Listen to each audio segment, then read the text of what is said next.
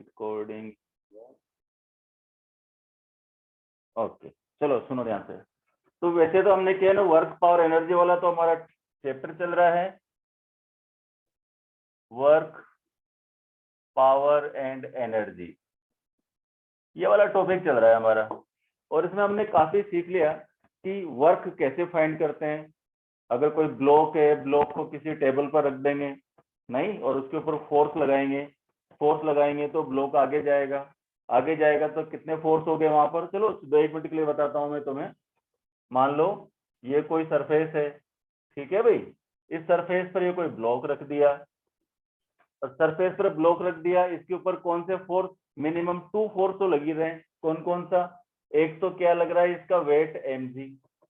आपको सिखाया है कि जो वेट होता है ऑलवेज वर्टिकली डाउनवर्ड, हमेशा किधर लगेगा, वर्टिकली डाउनवर्ड। और दूसरा फोर्स कौन सा लग रहा है इसके ऊपर, नॉर्मल रिएक्शन। ठीक। अब अगर मैं इसके ऊपर कोई फोर्स लगा दूं, पुलिंग फोर्स लगा दूं या पुशिंग फोर्स लगा दूं, कोई भी फोर्स लगा दूं। मान लो मैंने यहाँ पर इसके ऊपर एक फोर्स लगा दिया, ये कोई फोर्स है 20 न्यूटन का, या एफ दे देता हूं नाम इसको मैं, एफ फोर्स लगाया। ये एफ फोर्स भी किसी एंगल पर लगाया बाय द वे मैंने, ये किसी एंगल पर, मान लो मैंने किसी थीटा एंगल पर लगाया। समझना ध्यान से। देखो 3-4 बातें एक साथ बता रहा हूं तुम्हें। वर्क कैसे निकालेंगे, यहाँ पर फ्रिक्शन भी लगाऊंगा, यहाँ पर बहुत सारी चीजें लगाऊंगा। हम लोग कर चुके हैं ये सब, लेकिन मैं छोटा सा एग्जांपल बता रहा हूँ आपको। फोर्स एफ लगाया, अब एफ लगाते ही इसका मतलब फोर्स किसी एंगल पर लग रहा है बेटा, तो इसके 2 कंपोनेंट तो होंगे। कौन कौन से कंपोनेंट होंगे बताओ? एक कंपोनेंट हो गया एफ कोस थीटा, और दूसरा कंपोनेंट क्या हो गया बोलो, एफ साइन थीटा। अब ये एफ साइन थीटा किसको सपोर्ट कर रहा है? एन क्या है यहाँ पर, नॉर्मल रिएक्शन। किसको अपोज कर रहा है? mg को, जो क्या है यहाँ पर इसका वेट। ठीक है भाई। अब मैंने बोल दिया कि ये ब्लॉक और सरफेस दोनों के बीच में फ्रिक्शन भी है भाई, म्यू फ्रिक्शन है, ये म्यू ऐसे स्टैटिक फ्रिक्शन है। और ये ब्लॉक की जो नई पोजीशन है, वो नई पोजीशन यहां से किसी डी डिस्टेंस पर है। डिस्प्लेसमेंट जो हुआ इसका वो कितना हो गया, डी हो गया। तो यहाँ पर कितने सारे वर्क डन होंगे, वर्क डन समझने की कोशिश करो ध्यान से। पहला work done by external force, दूसरा work done by friction force, तीसरा work done by net force. 3 तरह के वर्क डन यहाँ पर आपको फाइंड करने पड़ेंगे, राइट। हालांकि आप लोगों को पता है, फिर भी बता देता हूं मैं। अब फ्रिक्शन फोर्स अगर आपको कैलकुलेट करना है, इस तरफ एफ एम एस कैलकुलेट करना पड़ेगा। फ्रिक्शन फोर्स कैलकुलेट करने के लिए क्या सिखाया था मैंने बेटा, एफ एम एस क्या होता है, म्यू एस एन होता है। म्यू एस क्या है यहाँ पर, कोफिशिएंट ऑफ फ्रिक्शन, और एन क्या है यहाँ पर, नॉर्मल रिएक्शन। मैंने आपको सिखाया था कि फ्रिक्शन फोर्स या नॉर्मल रिएक्शन केवल ऐसा नहीं है कि mg ही होता है। कई बार बच्चों को मिसकंसेप्शन रहता है दिमाग में, sir N equal to mg लिख दो काम खत्म हो गया, नहीं चलेगा। इस केस में देखो यहाँ पर नॉर्मल अकेला नहीं है जो mg को अपोज कर रहा है। यहाँ पर साथ में कौन सा, एफ साइन थीटा, इस एक्सटर्नल फोर्स का एक कंपोनेंट भी काम कर रहा है। इसका मतलब ऊपर की तरफ कितने फोर्स हो गए हमारे पास, देखो जरा ध्यान से, N plus F sine theta, और ये किसको अपोज कर रहे हैं, mg को। ठीक है, mg। इसका मतलब नॉर्मल रिएक्शन क्या हो गया, mg minus F sine theta. अब ये नॉर्मल रिएक्शन है, तो फिर एफ एम एस क्या होगा, एफ एम एस क्या हो जाएगा, म्यू एस इंटू एन, और एन की जगह मैं क्या लिख दूंगा, mg minus F sine theta. ठीक। अब पहली बात तो ये देख लेंगे, क्या एफ कोस थीटा इस एफ एम एस से कम है। अगर F cos theta F M S से कम होगा तो ब्लॉक चलेगा ही नहीं, तो डिस्प्लेसमेंट नहीं होगा, डिस्प्लेसमेंट नहीं होगा तो वर्क डन भी फिर कभी भी नहीं हो सकता।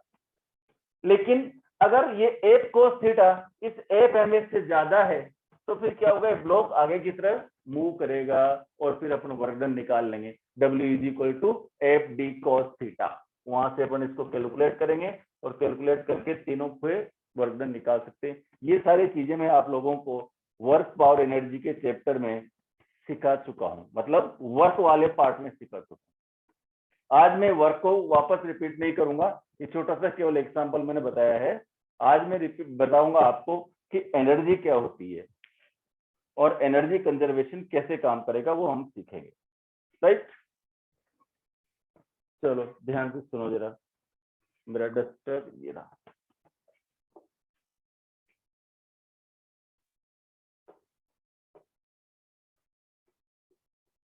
ये इतनी सारी बड़ी बड़ी चीजें आप लोगों ने सीख ली है। अब ये जो एनर्जी एनर्जी है थोड़ी छोटी छोटी लगेगी, थोड़ी इजी लगेंगी आपको। देखो, अगर ध्यान से सारी चीजें समझी जाती है तो वो सब क्या होती है, इजी ही होती है। तो आज अपन बात करेंगे एनर्जी की।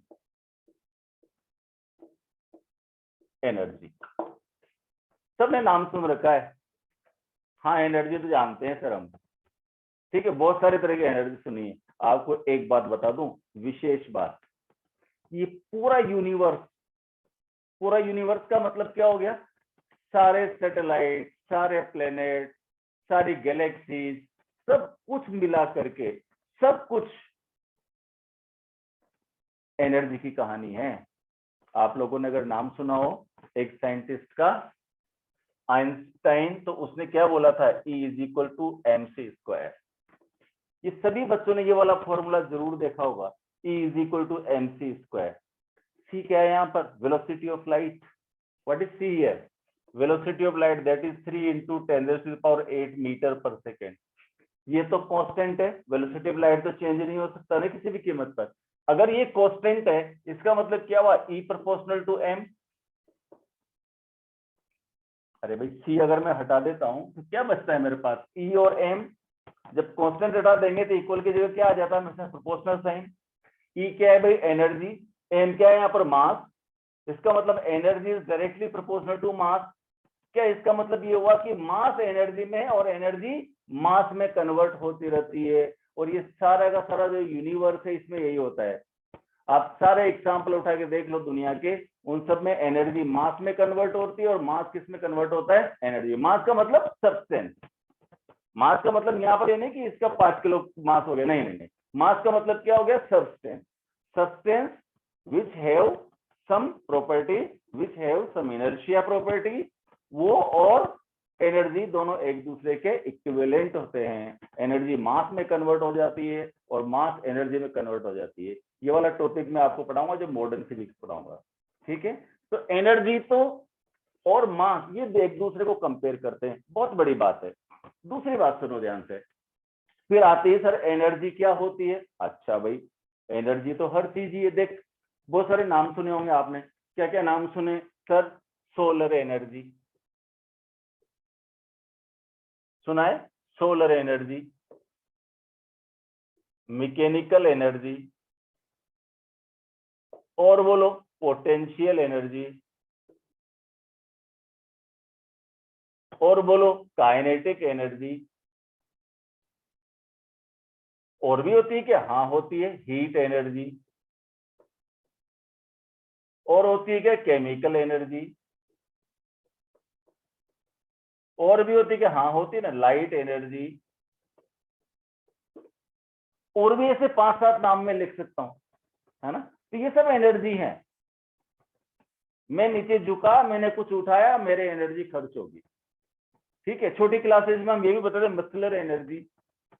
ये ये मैंने पेन को यहाँ से ऐसे करके उठाया, इसका मतलब मेरी मसल्स ने भी वर्क डन किया, ये भी एनर्जी है ना बेटा। तो बहुत सारे तरह की एनर्जी होती है, लेकिन इस चैप्टर में हम जिस एनर्जी की बात करेंगे वो एनर्जी रहेगी मैकेनिकल एनर्जी।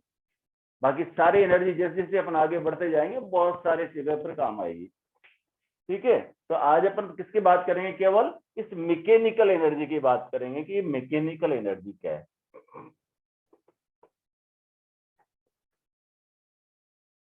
तो एनर्जी में क्या सीखना है अपन को, मैकेनिकल एनर्जी।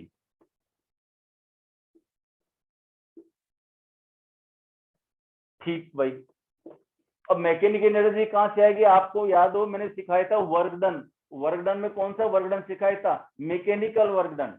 मैंने सारे वर्क डन की बात नहीं की थी वहां पर, मैंने बोला था बेटा हम जितना भी मैकेनिकल वर्क करते हैं वो किसमें कंज्यूम होगा, मैकेनिकल एनर्जी में। ठीक है ना, consume due to mechanical work done.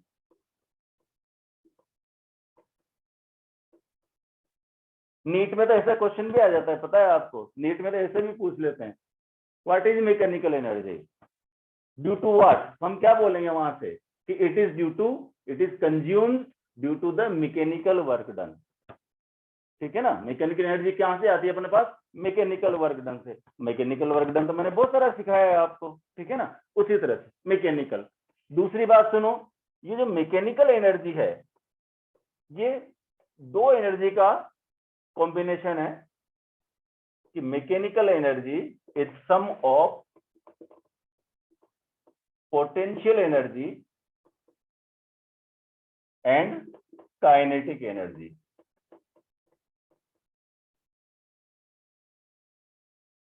Mechanical energy is the sum of potential energy and kinetic energy. ठीक है, तो हम पूरी मैकेनिकल एनर्जी में कौन सी दो अलग तरह की एनर्जी आएंगी यहाँ पर? एक तो काइनेटिक एनर्जी और दूसरी पोटेंशियल एनर्जी। आज अपन सबसे पहले बात करेंगे, ये सब लिखने की तो जरूरत नहीं है, आपको पता है, बाद में वीडियो में भी देख लेना। एनर्जी पे सर ने कौन सी सिखाने की कोशिश की? Mechanical energy. मैकेनिकल एनर्जी कहां से आती है? मैकेनिकल वर्क डन से आती है। Mechanical work done, mechanical energy किस किस का सम होती है? तो mechanical energy is the sum of potential energy and kinetic energy. दोबारा रिपीट करता हूं, what is mechanical energy? Potential energy and kinetic energy दोनों का सम होती है। ठीक है, और पोटेंशियल एनर्जी किसके कारण होती है? Due to the orientation of the object, due to displacement of the object from its position. और मैकेनिकल एनर्जी कहां से होती है? ये अगर कोई बॉडी पर अपन फोर्स लगाए और वो एक्सेलरेट हो जाए तो amount of work done consume in the form of the kinetic energy. ठीक है, ये बहुत बड़ी बात है, बहुत सारे बच्चों को ये बात याद नहीं होती है, बहुत ज्यादा पढ़ लेने के बाद भी याद नहीं होती है। बात ध्यान रखिएगा आप कि मैकेनिक, ये जो potential energy kinetic energy difference क्या है। अभी मैं डिफरेंस समझाता हूं आपको। देखो, तो यहां से क्या सीखा अपन ने कि mechanical energy is the sum of potential energy and kinetic energy. देखो, दोनों का डिफरेंस समझाता हूं कि पोटेंशियल एनर्जी और काइनेटिक एनर्जी में क्या डिफरेंस है। देख, आप लोगों को ये दिख रहा है, देखो मेरा हाथ दिख रहा है, ऐसे दूर आ गया मैं थोड़ा सा कैमरे से, यहाँ ये देखो, ये कोई सरफेस मान लो आप। ठीक है, ये सरफेस है और इस सरफेस पर ये कोई पेन रखा हुआ है, सबको दिख रहा है। दिस इज द सरफेस और दिस इज द पेन। अभी यहाँ पर ये दिमाग मत लगाना कि सर ये आपका हाथ तो अर्थ के सरफेस के ऊपर है और मेरा हाथ अर्थ के सरफेस से ऊपर ही नहीं है। पोटेंशियल एनर्जी जब मैं कैलकुलेट करूंगा तो अर्थ के सेंटर से करूंगा, समझ गए? तो अभी तो आप केवल मतलब समझने की कोशिश करो, what is the basic difference between the potential energy and kinetic energy. ठीक है, दोनों में हमें क्या करना पड़ता है? Work done. अरे बेटा, वो एनर्जी क्या है? Energy is amount of work done. अगर आपसे पूछे कि व्हाट इज एनर्जी, आप एक चीज, it is the amount of work done. What is energy? Amount of work done. What is mechanical energy? It is energy due to the mechanical work done. What is mechanical energy? It is the energy due to the mechanical work done. Then it is the sum of the potential energy and kinetic energy. Okay भाई, ठीक है sir, ये तो हमें पता लग गया। देखो ध्यान से, अब इस पेन को इस सरफेस से अगर मैं ले जाता हूं, अभी इसके ऊपर कौन सा फोर्स लग रहा है? कोई बता सकता है मुझे? इसके ऊपर कौन सा फोर्स लग रहा है? नीचे की तरफ वेट लग रहा है, ग्रेविटेशन फोर्स लग रहा है ना।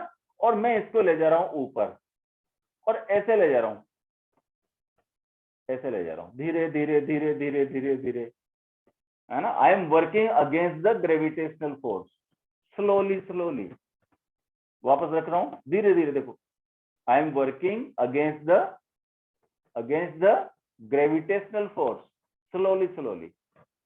Then amount of work done consume in the form of the potential energy. ठीक है, अभी कंफ्यूज हो गया। अब फिर मैं ग्रेविटेशनल वर्क जो फोर्स है उसके अगेंस्ट वर्क कर रहा हूं, लेकिन ऐसे कर रहा हूं, टक, ऐसे ले गया। पहले भी यही लाया था मैं इसको, धीरे धीरे धीरे धीरे धीरे धीरे। तो amount of work done consume in the potential energy. लेकिन इसको ऐसे लाऊंगा तो amount of work done is not potential energy, now it is kinetic energy. केवल मुझे ही समझ आया है, तुम्हें तो कुछ भी नहीं आया, दोबारा समझो। तो अगर किसी ऑब्जेक्ट को हम इस तरह से डिस्प्लेस करें कि उसमें एक्सेलरेशन प्रोड्यूस नहीं हो, और एक्सेलरेशन प्रोड्यूस कब नहीं होगा बेटा? जब वेलोसिटी कांस्टेंट हो। एक्सेलरेशन क्या होता है? Change in velocity. What is acceleration? Change in velocity, समझे? जब चेंज इन वेलोसिटी होता है, अगर मैं वेलोसिटी में चेंज नहीं करूंगा तो इसका मतलब एक्सेलरेशन नहीं आएगा, और एक्सेलरेशन नहीं आएगा और अमाउंट ऑफ वर्क डन होगा तो that will be consume in the form of the potential energy. तो अगर किसी ऑब्जेक्ट को इस तरह से डिस्प्लेस किया जाए कि उसमें एक्सेलरेशन प्रोड्यूस नहीं हो, फिर भी उसकी पोजीशन चेंज हो जाए, तो that amount of work done consume in the form of the potential energy. Note it in your mind. सबको आ गया समझ में? कोई दिक्कत इसमें किसी को? कोई दिक्कत? पक्का? ओके ओके, ठीक है बेटा। तो अगर अमाउंट ऑफ वर्क डन इस तरह से किया जाए कि उसके एक्सीलरेशन प्रोड्यूस नहीं हो, वेलोसिटी में कोई चेंज नहीं हो, हम उसको एक कांस्टेंट फोर्स से ले जा रहे हों, तो फिर वो वर्क डन पोटेंशियल एनर्जी में कंज्यूम होगा। लेकिन अगर फोर्स इस तरह से लगाया जाए कि उसमें एक्सीलरेशन प्रोड्यूस हो जाए, ऐसे लगाया, देखो धीरे धीरे नहीं ले जा रहा हूं, तेजी से ले जा रहा हूं, इसको तेजी से ले जाऊंगा तो क्या होगा बेटा? वेलोसिटी में चेंज होगा, और वेलोसिटी में चेंज होगा तो एक्सीलरेशन होगा, और बॉडी अगर एक्सीलरेट होती है और फिर कोई फोर्स वर्क डन करता है, फिर वर्क डन किसमें कंज्यूम होता है? काइनेटिक एनर्जी में। दोबारा समझो, amount of work done bye constant force but slowly without acceleration consumed in the form of the what? Potential energy. And if acceleration is produced, if force is applied such that force इस तरह से लगाएं कि body में acceleration produce हो जाए, तो फिर amount of work done will be consume in the form of the kinetic energy. This is the basic difference between potential energy. 99% बच्चों को नहीं पता होता। आप समझ गए?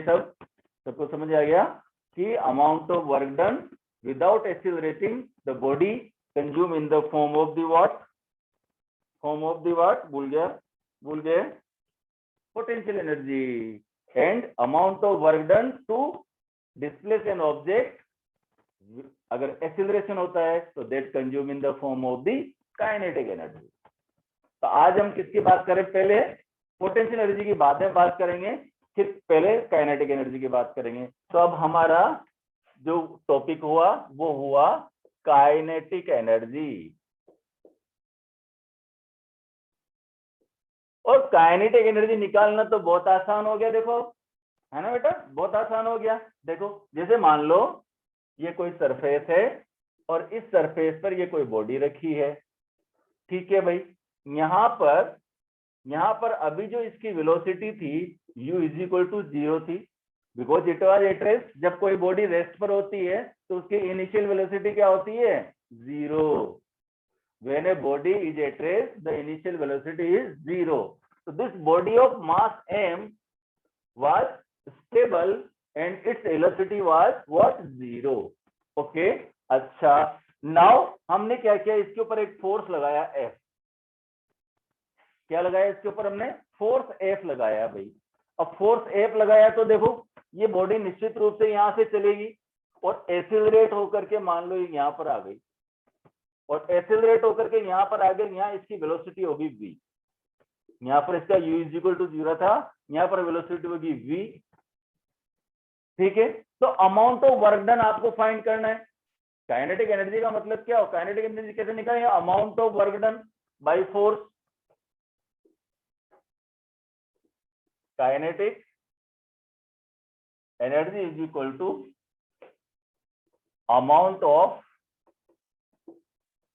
Work done by force. और वर्क डन बाय फोर्स मैंने क्या सिखाया था बोलो? तो kinetic energy is equal to what? Work done. और वर्क डन क्या बताया था मैंने? F D. बेटा मैंने यहाँ पर एफ डी कोस थीटा क्यों नहीं लिखा बताओ? Because theta is 0, force and displacement are in same direction.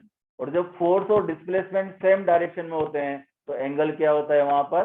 0 degree. तो एफ डी cos 0 और cos 0 क्या होता है 1, इसलिए मैंने यहाँ पर नहीं लिखा। समझ आ गई बात, कोई दिक्कत नहीं है। अच्छा, बी की जगह मैं यहाँ पर एस लिख सकता हूँ क्या भाई, एस भी तो डिस्टेंस है, डी डिस्टेंस, एस भी डिस्टेंस है, ठीक है ओके। व्हाट इज एफ, ये तो पता ही है आपको, फोर्स क्या होता है, मास इनटू एक्सेलरेशन होता है सर, पता है हमें, ओके भाई। तो इसका मतलब काइनेटिक एनर्जी क्या होगी बोलो, एम ए एस, इसको आप इक्वेशन नंबर 1 डाल दो।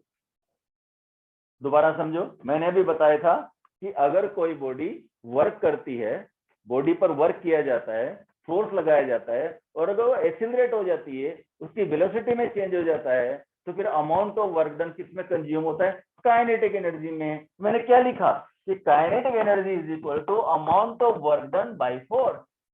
And what is amount of work done by force, F D या एफ एस, और what is a force is equal to mass into acceleration, therefore kinetic energy should be written MAS, ठीक है।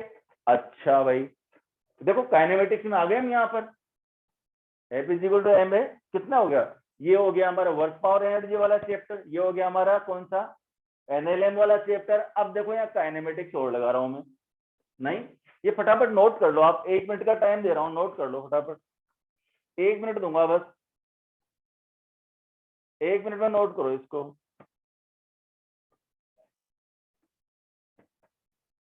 जल्दी से लिखो।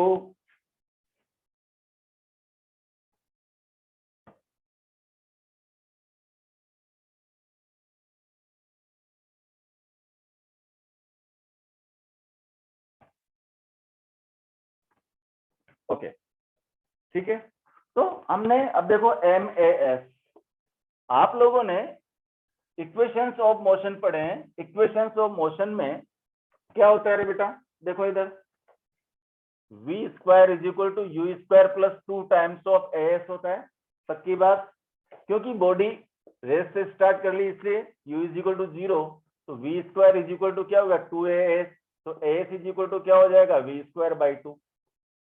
तो यहाँ जो AS है, इस AS की वैल्यू अगर मैं इक्वेशन 1 में रख दूं तो क्या आएगा मेरे पास, देखो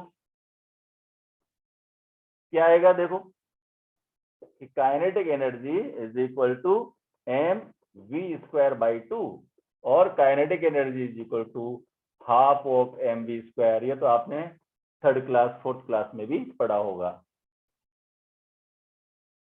kinetic energy half M V square, ऐसे हम फाइंड करते हैं, समझाए बात।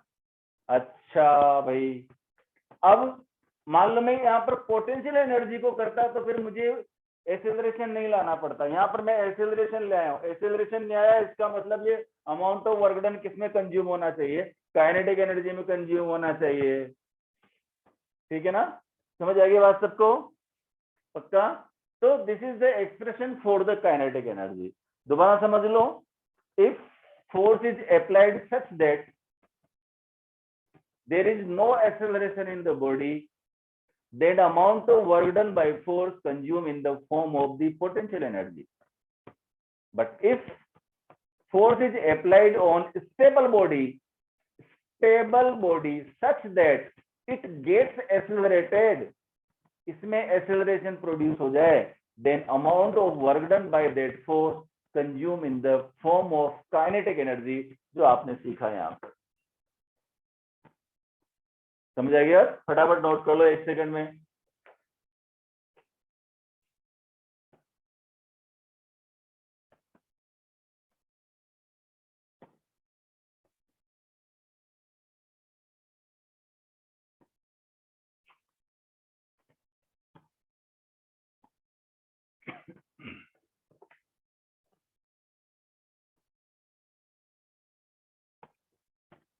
अब इसी एक्सप्रेशन को मान लो, द सेम एक्सप्रेशन, ये मैंने आपको बता दिया एक ट्रेडिशनल वे से, अगर मैं ये एक्सप्रेशन इसको जेई लेवल पर ले जाऊं और उसमें अगर मैं सीखने की कोशिश, क्या होगा कि ये बॉडी है, इसके ऊपर कोई फोर्स लगाया कांस्टेंट, और ये यहां से कोई डीएस डिस्टेंस इसने मूव किया, तो अमाउंट ऑफ वर्क डन क्या हो गया, D W is equal to F D S, amount of work done क्या हो गया, D W is equal to F D S. अब इसको अगर मैं वर्क डन निकालूं तो this work done consume in the form of the kinetic energy integration dw, correct है? इंटीग्रेशन dw का मतलब क्या हो गया बेटा? देखो इंटीग्रेशन f ds, ठीक है। What is f is m a, तो इसका मतलब a ds। अब a को हमें अगर कैलकुलेट करना है, ध्यान दो, a को अगर हमें कैलकुलेट करना है, यहां पर देखो a क्या होता है बोलो, what is a? dv by dt into ds, और m dv बाई ds, देखो dv by ds into ds by dt। याद करो ऐसा कुछ करते हो आप, acceleration can be written dv by dt, या सीधा यहां भी लिख सकते हो। देखो ध्यान से, ds बाई dt क्या होता है? v, तो m v dv, 0 से लेकर के v तक इसको आप इंटीग्रेट कर दोगे तो m क्या आ गया? v square by 2। तो kinetic energy is half mv square. ठीक है, नीट में अपन ऐसे कैलकुलेट कर लेते हैं, जेई में ऐसे कैलकुलेट कर लेते हैं। ठीक है, ये इंटीग्रेशन डिफरेंशिएशन, कुछ बच्चों को इसमें अभी इंटीग्रेशन डिफरेंशिएशन नहीं आता होगा, अलग से क्लास लगाऊंगा। अब आज से रेगुलर क्लासेस चलेंगी सारी, कई सारे एक्स्ट्रा क्लासेस भी चलेंगी। जिन बच्चों को डिफरेंशिएशन नहीं आता है, जिन बच्चों को इंटीग्रेशन नहीं आता है, जिन बच्चों को वेक्टर नहीं आता है, सबकी बहुत सारी क्लासेस लगने वाली हैं। आप लोग तैयार हो जाएं, बहुत सारी मेहनत करने के लिए तैयार हो जाएं। तो दिस इज द वे। ऐसे हम क्या कर सकते हैं, वही same K is equal to half mv square find कर सकते हैं। Both the way are correct. Note it now, note कर लीजिए।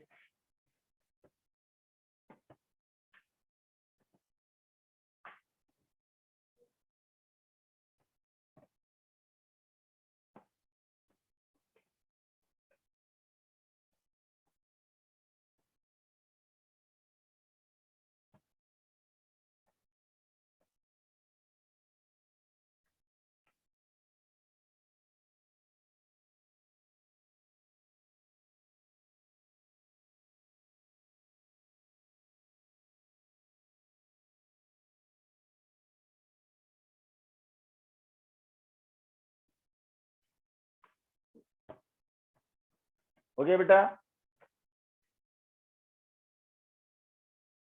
Okay. So this is half mv square the kinetic energy।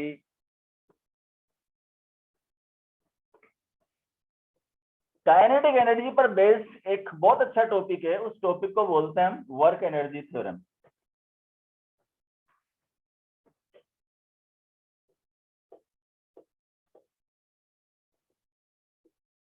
Work energy theorem